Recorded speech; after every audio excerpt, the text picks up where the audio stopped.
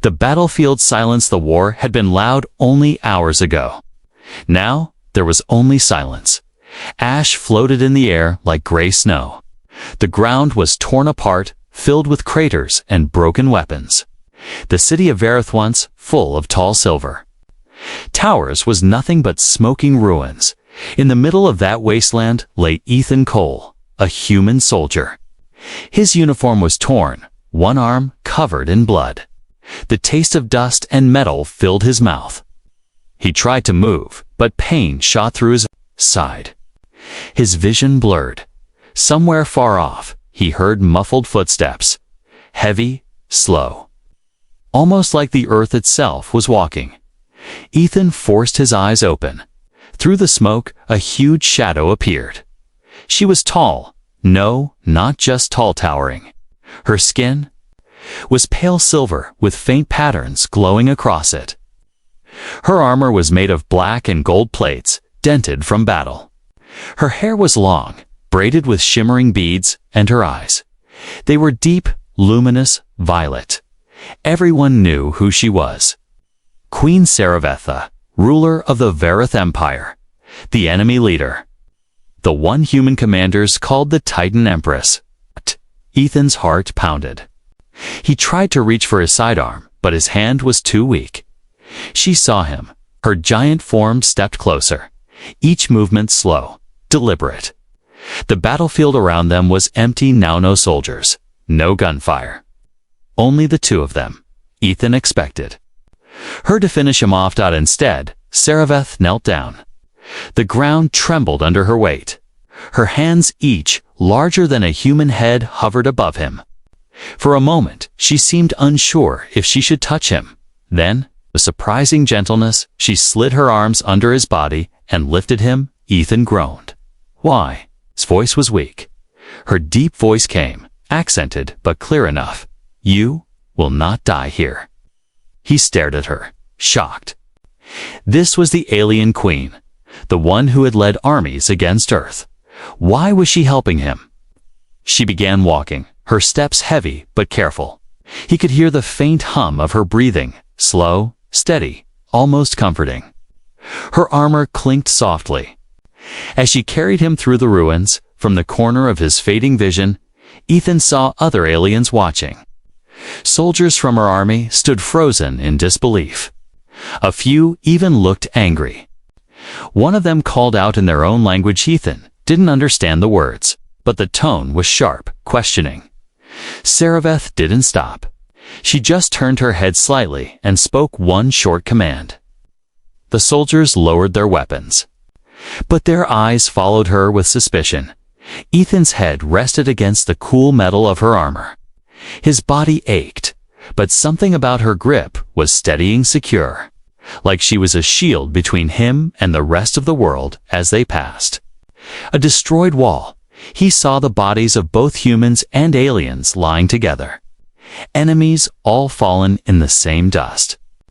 He wondered if this queen, who had commanded so much death, felt the weight of it now. Her eyes stayed forward, unblinking, as if she was carrying something more than just his weight. Why? Help me, he asked again, his voice barely whispered this time. Her gaze flickered down at him. Because you are not like the others.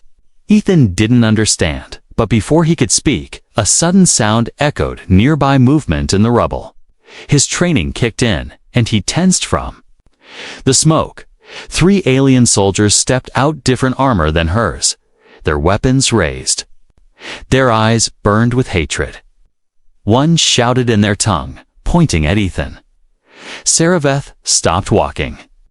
Her posture straightened, towering over them. Slowly, she shifted Ethan in her arms, so one hand was free. That hand reached to her waist, where a long curved blade rested. She didn't draw it, but the message was clear. One of the soldiers barked a few more words, then spat on the ground before turning away. The others followed. Ethan realized his breathing had quickened. He wasn't sure what scared him more, that those soldiers wanted him dead, or that the alien queen had just risked angering her own army to keep him alive. Minutes later, day. reached the gates of a massive palace built into the cliffside. Its walls were carved with strange symbols that glowed faintly in the dusk. The gates opened. The inside was nothing like the war outside's soft light. Running water.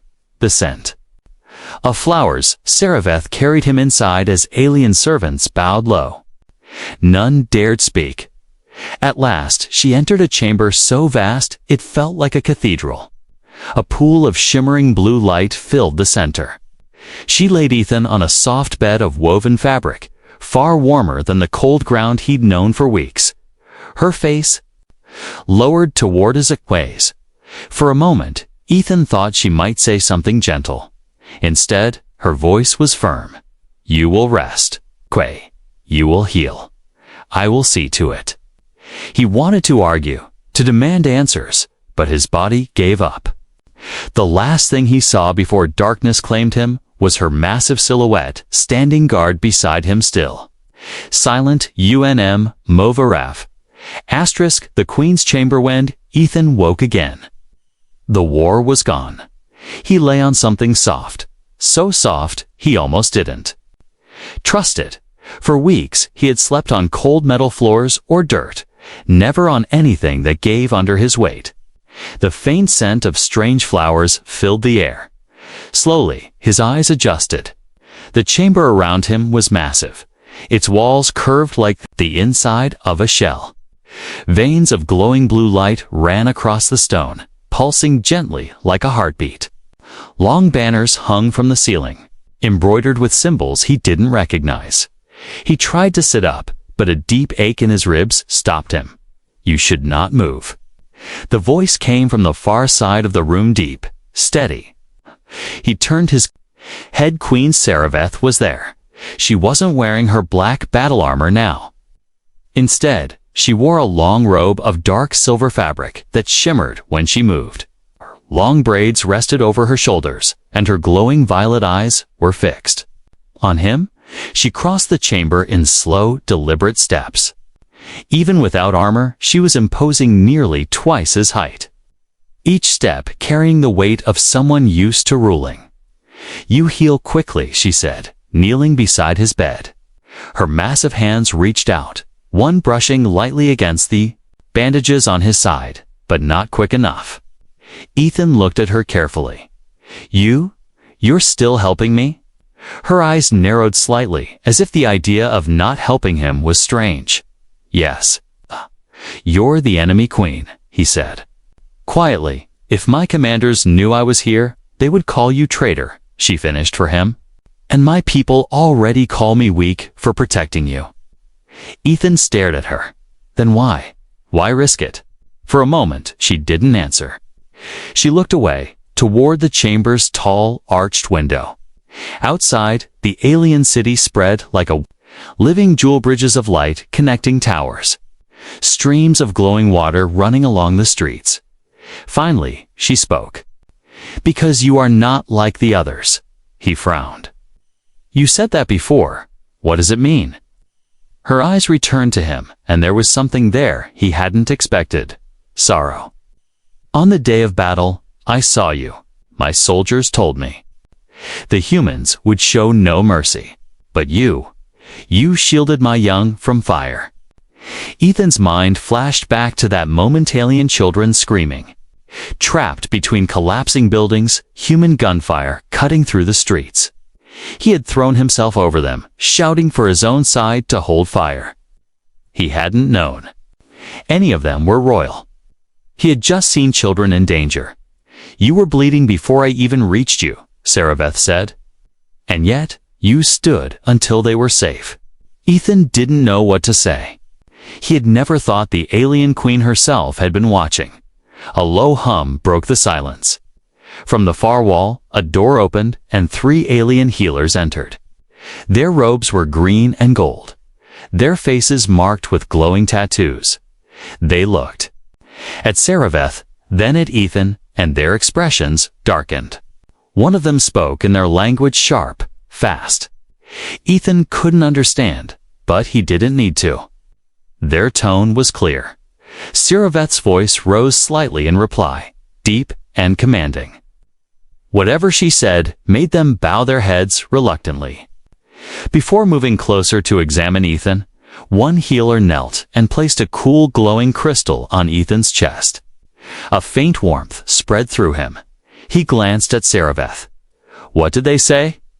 They said, "You are a danger," she replied plainly. "That keeping you here is unwise." And you told them? Her eyes softened. That I decide who lives in my chambers. Ethan wasn't sure if he should feel relieved or terrified. When the healers left, the queen stayed by his bed. She reached for a small bowl from a nearby tabla bowl of thick golden liquid. "Drink," she said, holding it to his lips. He hesitated. "Is it safe?" One corner of her mouth curved slightly, almost a smile. "If I wished you dead, human, you would not wake in silk." Against his better judgment, he drank. The taste was strange sweet, but with a sharp edge. Almost instantly, the pain in his side dulled. "You will walk again soon," Sarabeth said, "but not yet." Ethan leaned back, watching her. "Hugh, don't have to do this. You could have left me there." "I could have," she agreed. Then her voice dropped to something almost like a whisper. "But I will not." She stood and turned toward the window again. The faint light from outside traced her tall silhouette. Ethan's mind was spinning. Why was she protecting him at such a cost? Why risk her throne for someone she had every reason to hate? From the way her shoulders tensed, he guessed she wasn't telling him everything. And then he noticed something. The guards at the far door were not her elite soldiers. They wore darker armor, and their eyes were always moving, scanning for danger. It hit him. She wasn't just guarding him. She was guarding herself. Something about this palace felt dangerous, even for the queen. Whispers of rebellion. The palace was quiet, too quiet. Ethan had been in Sarabeth's chambers for 3 days.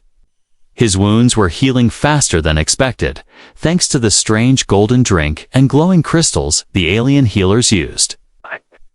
But the silence in the halls outside kept him uneasy. He had fought in enough war zones to know that silence didn't mean safety. It meant something was waiting. Sarabeth visited often, always at night, when the palace felt emptier.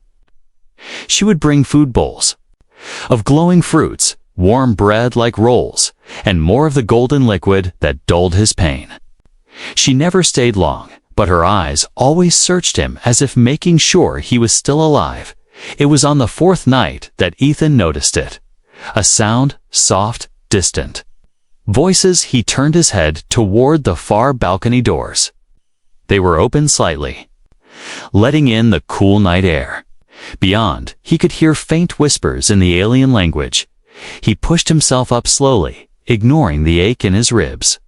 Moving quietly, he crossed the room and stepped onto the balcony. Below, in the palace gardens, 2 figures stood in the shadows. Their armor was dark and unmarked, no royal crest. One held a long, curved blade. "Too dangerous," one of them said in a low voice. Ethan didn't understand the words, but the tone was cold, final. The other replied, sharper. They glanced toward the upper floors, toward Sarabeth's chambers. Ethan's stomach sank. He didn't need a translator to know they were talking about him before he could retreat. A deeper voice spoke behind him. "You should not be standing." Ethan turned sharply. Sarabeth stood just inside the balcony doors, her tall frame half in shadow. She looked at him for a moment, then down toward the garden. Her eyes narrowed. "They're not your guards," Ethan said. "No," she replied simply. "Then who are they?" Her jaw tightened. "Rebels, my own people. They believe mercy is weakness, and they do not forgive me for saving you." Ethan studied her face. "They want me dead." Her gaze met his. "They want us both dead." He let the words sink in. "Then why keep me here? Why risk yourself?" She took a step closer, her presence filling the space between them. "Because I saw you on that day. I saw the way you looked at my young. not as enemies, as lives worth saving. That is Rievan.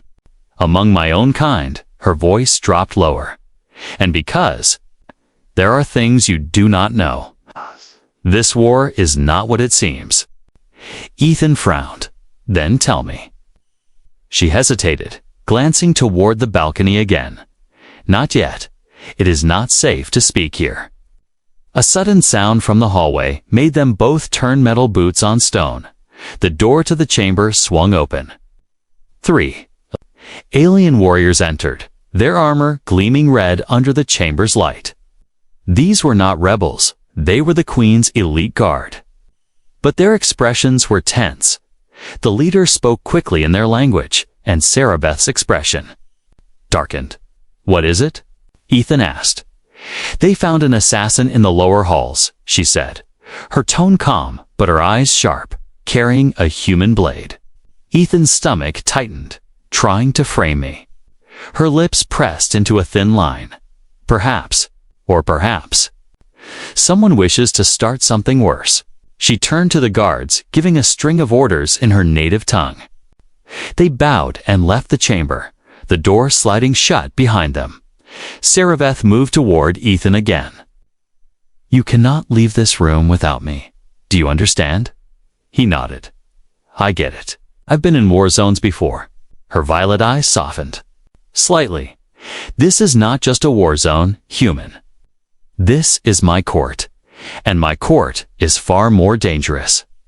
Ethan leaned back against the bed frame, trying to read her.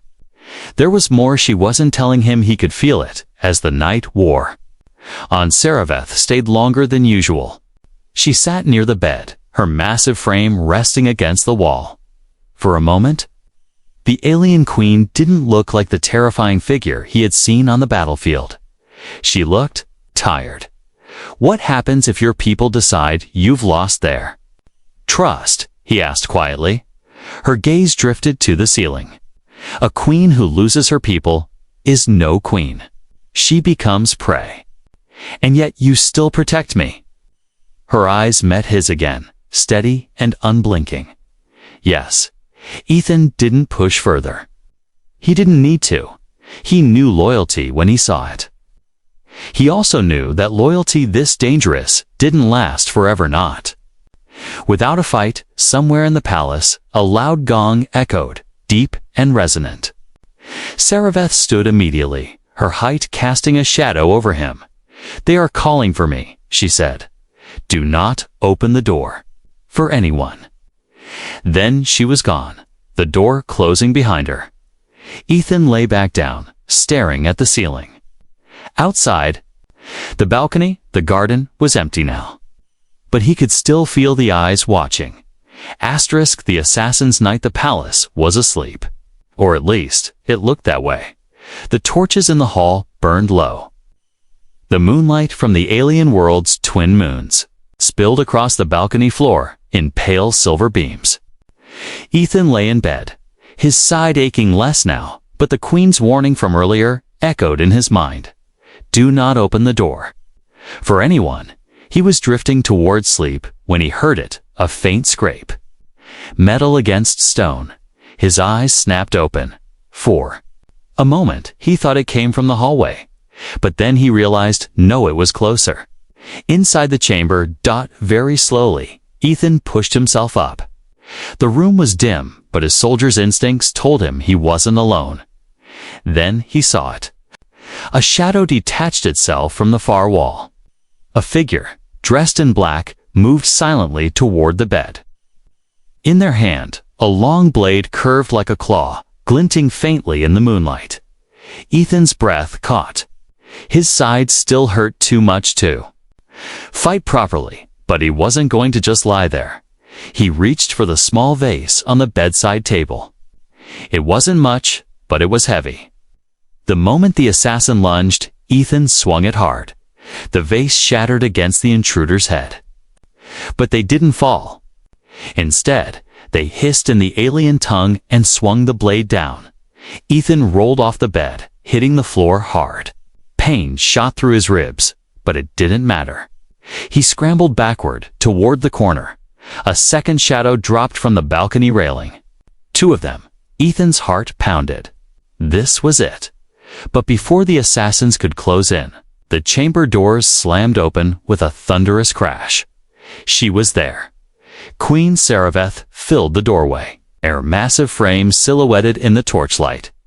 Her violet eyes blazed, and in her hands was a weapon Ethan had never seen before, massive, staff-tipped with a glowing blade of pure white energy. The assassins froze for only a heartbeat. Then they struck. Sareveth moved like a storm. She spun the staff, blocking the first attacker's blade with a crack of light.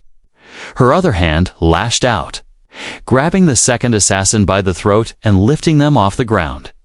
Ethan had seen alien warriors fight before, but nothing like this.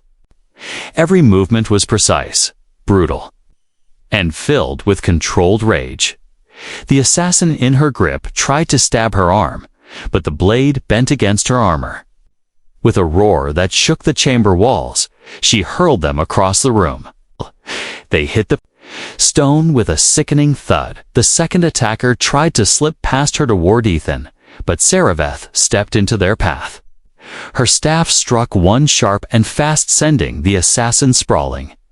She didn't kill them, not yet. Instead, she stood. Between Ethan and the 2 intruders, her body a wall of silver and black. "You dare enter my chambers," she growled in their language, even without understanding the words. Ethan felt the weight of them. One assassin hissed something back, defiance. Maybe a threat. Her answer was the sudden, violent crack of her staff against the floor. The sound echoed like thunder, and the glowing veins in the walls flared bright for a moment, as if the palace itself had heard her anger. The rebels didn't try again. They backed toward the balcony, leaping over the rail into the gardens below. For several seconds, the only sound was Sareveth's deep, steady breathing. Ethan finally found his voice. You could have been killed." Her eyes turned to him. "So could you." She crossed the room, kneeling beside him. Her massive hand reached out, not roughly, but gently, checking his side for new injuries. "You are hurt." "Only my pride," Ethan said with a weak laugh. "I thought I could take one of them with a vase." Her lips curved, almost a smile, but her eyes stayed serious. "You will not fight them alone, not while I live." He swallowed. "They weren't just after me, were they?" She didn't answer right away. Instead, she helped him back to bed, adjusting the blankets herself. Then, finally, she said, "No. They were after us both. If I fall, there is no one to protect you. If you fall, I lose the reason I stood against my own." Ethan stared at her. "You're risking your throne for me." Her gaze locked on his. "I am risking more than that." She stayed in the chamber for the rest of the night, her massive form sitting between the door and his bed. Her staff rested. Across her lap, the blade's white glow dimmed, but still ready, even as exhaustion pulled him towards sleep. Ethan knew one thing for certain. Whatever this bond between them was, it was no longer about politics or war. It was personal. The journey to the sacred pool by dawn, the palace, was sealed. The corridors buzzed with soldiers and whispers, but Queen Sareveth refused to rest. Ethan noticed it before she would admit it. Her left arm moved slower. Her stance was heavier. The night's battle had left its mark. When he pointed it out, she brushed it off. "It is nothing. It's not nothing," he said. "You're hurt, worse than me." Her violet eyes flicked to him, then away. "There is a place. The sacred pool. It can heal what even our physicians cannot.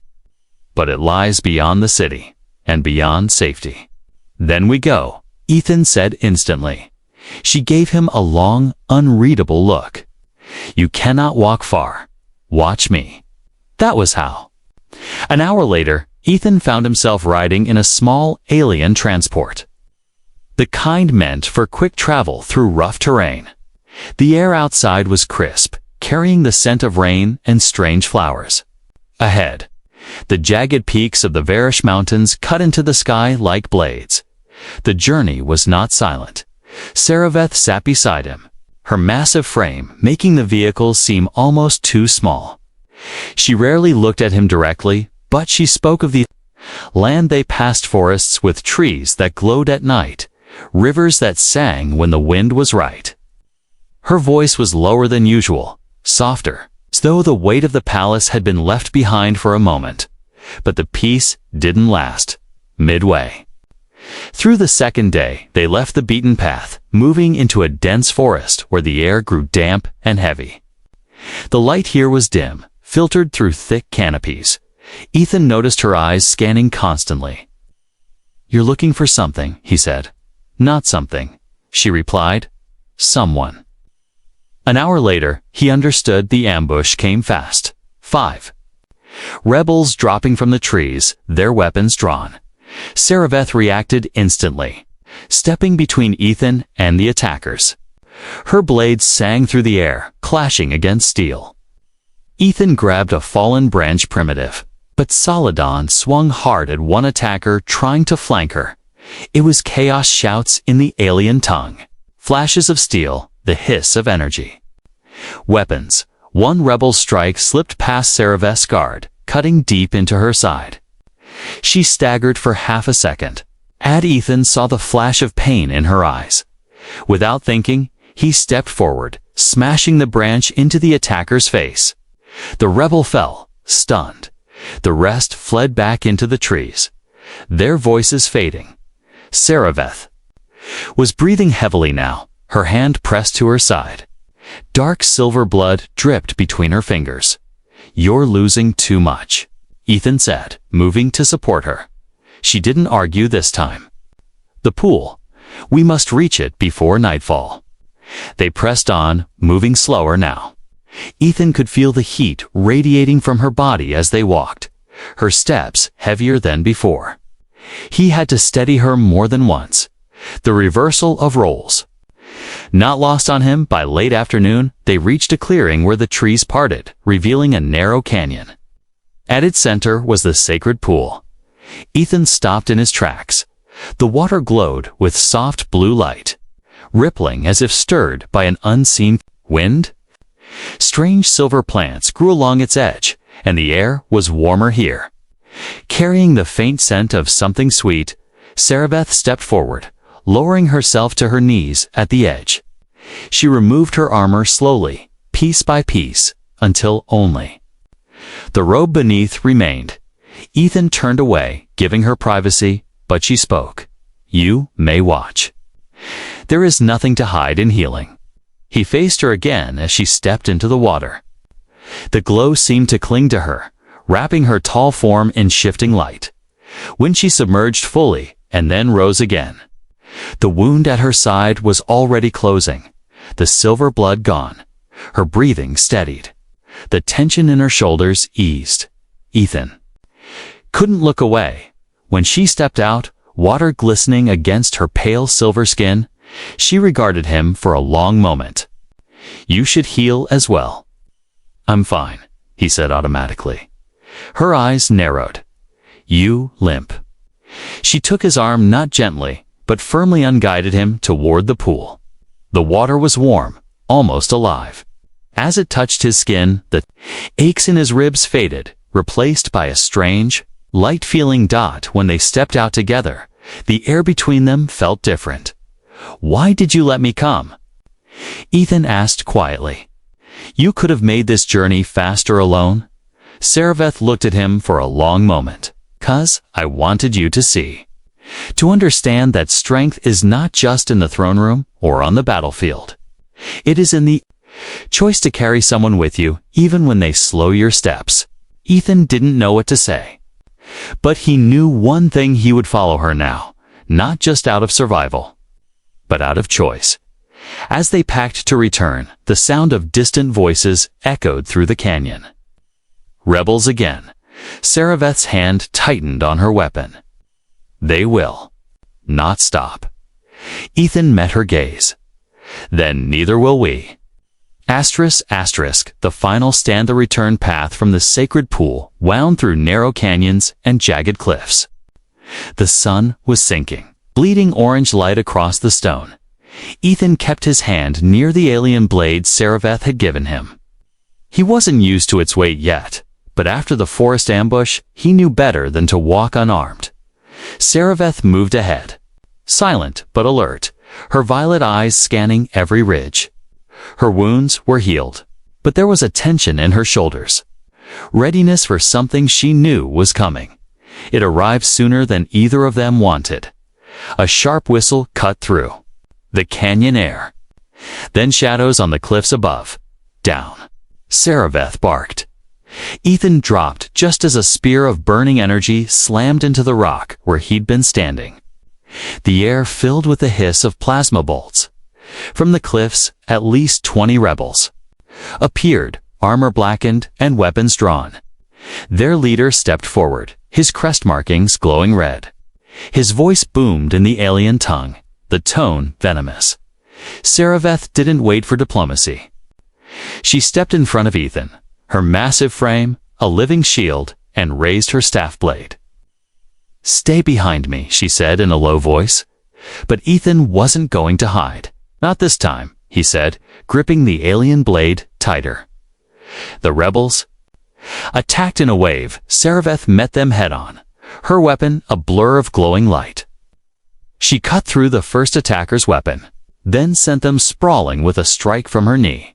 2 rebels tried to flank her, one toward her right, the other heading for Ethan. Ethan's training kicked in.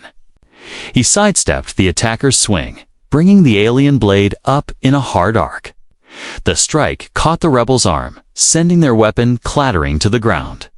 Before they could recover, Ethan kicked them backward into the canyon wall. But there were too many. For every one they knocked down, another closed in. "Fall back," Sareveth shouted, pushing Ethan toward a narrow choke point between 2 boulders. "We can hold them here." They pressed their backs to the stone, forcing the rebels to come at them 2 at a time. It slowed the attack, but the assault was relentless. A plasma bolt grazed Ethan's shoulder, searing through his sleeve. Pain flashed white in his vision, but he didn't stop. He blocked another strike, countered, and pushed forward again. Beside him, Sareveth fought like a storm. Every movement was precise, every strike lethal. Her braid whipped through the air as she spun her staff blade, keeping the rebels from breaking their line. But even she was tiring. Ethan could hear her breathing deepen. See the sweat glint on her skin? The rebel leader stepped forward, his own blade glowing with jagged red energy. He barked something, and the others pulled back. The sudden silence was almost worse than the fighting. Sareveth's voice dropped. "He wants me. If I fall, they will kill you." "Then you're not falling," Ethan said. The leader lunged. The clash was brutal, his strikes heavy and unrelenting, hers swift and controlled. Sparks lit the canyon walls as their blades collided again and again. Ethan saw an opening, one of the rebels circling behind her. Without thinking, he moved. His blade caught the rebel's side, sending them crashing to the ground. But the distraction cost him. The leader swung, and Sareveth had to block awkwardly to protect Ethan. The impact knocked her weapon from her hands. The rebel leader smiled, raising his blade for the kill. Ethan didn't think he just moved. He stepped between them, his own blade up. The strike came down hard, jolting through his arms, but he held. The leader snarled in surprise. That second was all Sareveth needed. She grabbed the fallen weapon from the ground, spun, and drove it forward in one decisive strike. The rebel leader fell. The others froze. For a long moment, the canyon was silent, except for the sound of their breathing. Then, without their leader, the rebels retreated, fading back into the cliffs. Ethan leaned against the stone, his arms trembling. I guess that's what a final stand feels like. Saraveth stepped close, placing her massive hand on his. Shoulder nod in command, but in thanks. You stood for me, she said quietly. You've been doing it for me since the battlefield, he replied. Consider us even?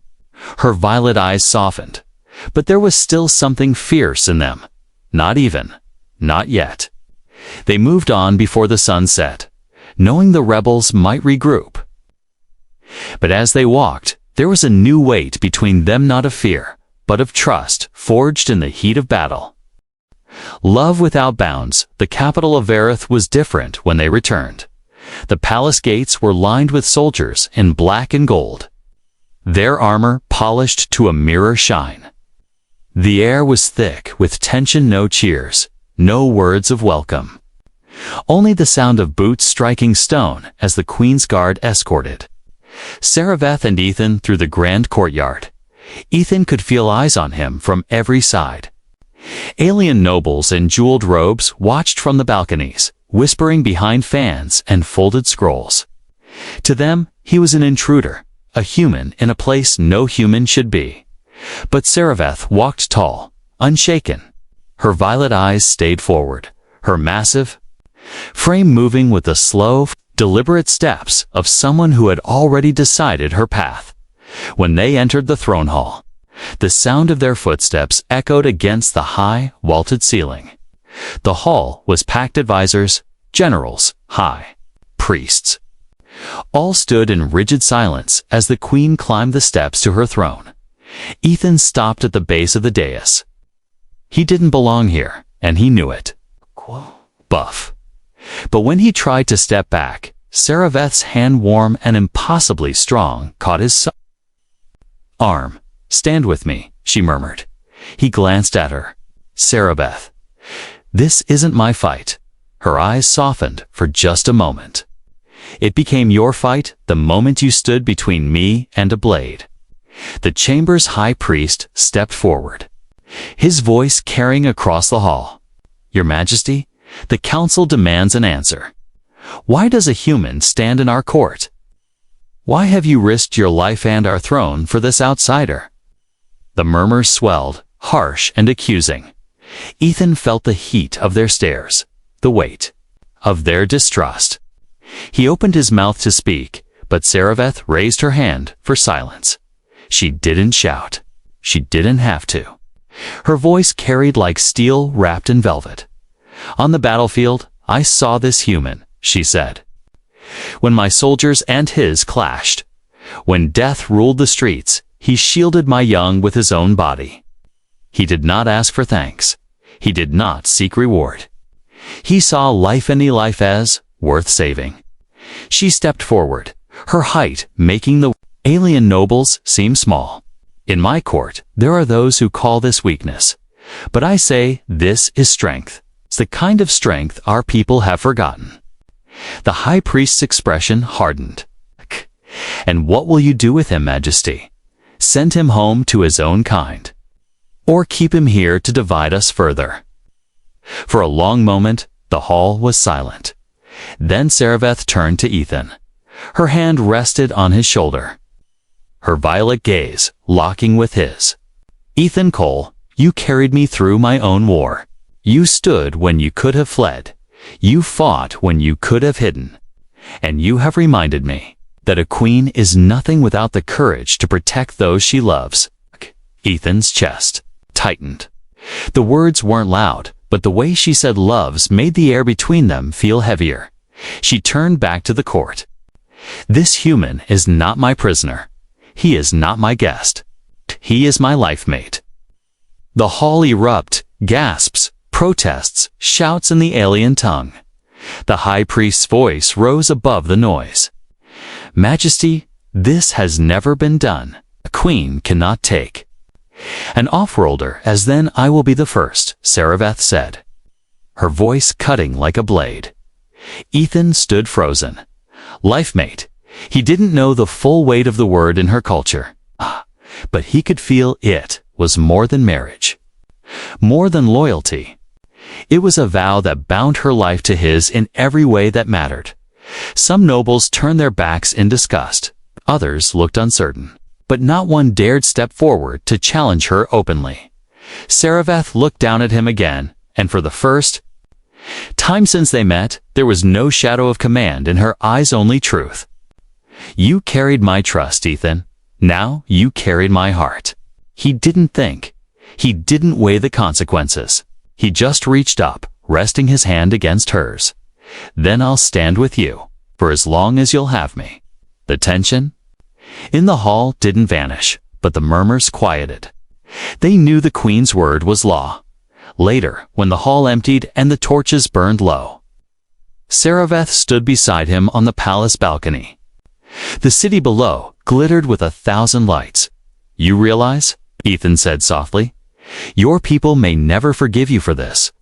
Her lips curved slightly, almost a smile. Then they will learn, or they will fail. And you? He asked. She looked at him, her gaze steady and unflinching. I have no bounds for my love, Ethan Cole. Not for my people, not for my throne, and not for you. He didn't answer. Words felt too small. Instead, he stood beside her in the quiet, knowing that whatever came next, war, peace, or something in between, they would face it together. And in that moment, the galaxy beyond and the city below, the human soldier and the 9-foot alien queen were no longer enemies, no longer allies. They were something greater.